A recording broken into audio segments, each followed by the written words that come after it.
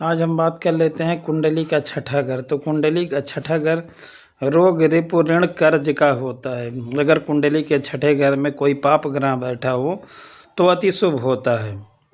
पाप ग्रह क्या होता है? कुंडली के छठे घर में अगर मान लो राहु बैठा है, कुंडली के छठे घर में शनि बैठा है, मंगल बैठा है, सूर्य बैठा है, तो ये सारे पाप ग्रह हैं।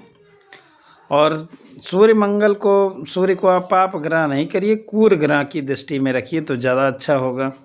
अगर ऐसे लोग होते हैं तो उनका रोग कुछ नहीं बिगाड़ पाता है, किसी का कर्ज बहुत दिन तक परेशान नहीं कर पाता है।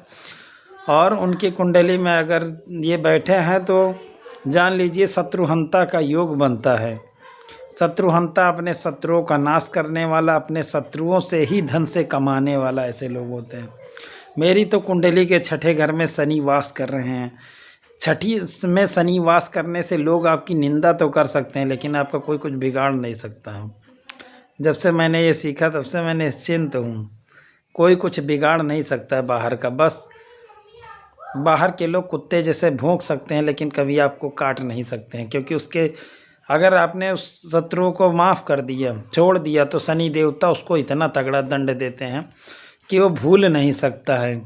लेकिन हाँ, वहाँ के बैठे छठे घर में अगर शनि बैठे हैं तो शत्रु अपने आप पैदा हो जाते हैं, अपने आप पैदा हो जाते हैं। शत्रु अपने आप कार्य करने लगते हैं आपके खिलाफ। जहाँ आप रहते हैं तो आपके चारों तरफ एक एटमॉस्फेयर ऐसा बनता है शत्रुओं का कि वहाँ आप विरोध में, सबके विरोध में रहते हैं। आपने किसी का कुछ नहीं बिगाड़ा फिर भी आप लोग विरोध करते हैं। शनि शत्रु भी पैदा करते हैं लेकिन कोई कुछ बिगाड़ नहीं पाता। रोग पैदा होते हैं लेकिन रोग ख़त्म हो जाते हैं।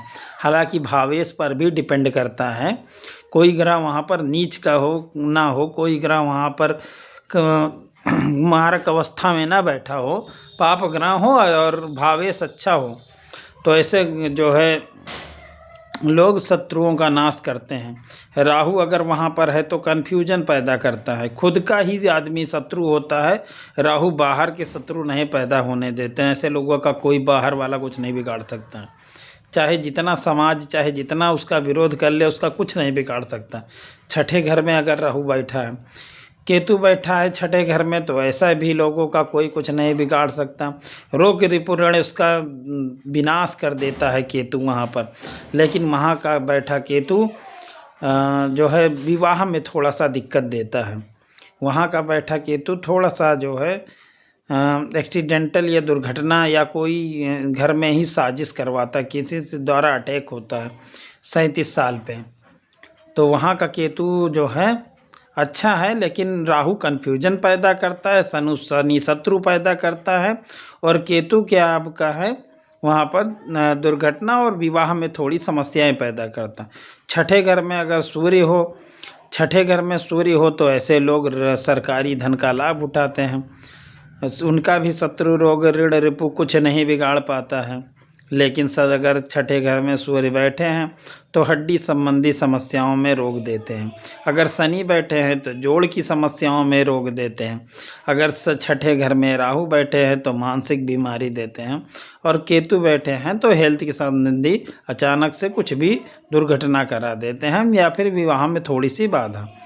बाकी और कुछ भी नहीं बाकी आपको पॉजिटिव रिजल्ट देते हैं। पाप ग्रह अगर बैठे हैं तो जिंदा लिविंग थिंग्स, जिनके भीतर जान होता है उसके लिए विरोध करते हैं, जिनके भीतर जान नहीं होता उसके लिए क्या करते हैं, उसको सपोर्ट करते हैं। वहाँ पर आपका केतु राहु ये सब सारे हीरो हैं, उस प्लेनेट के हीरो हैं। ऐसे लोग शत्रुहंता होता है।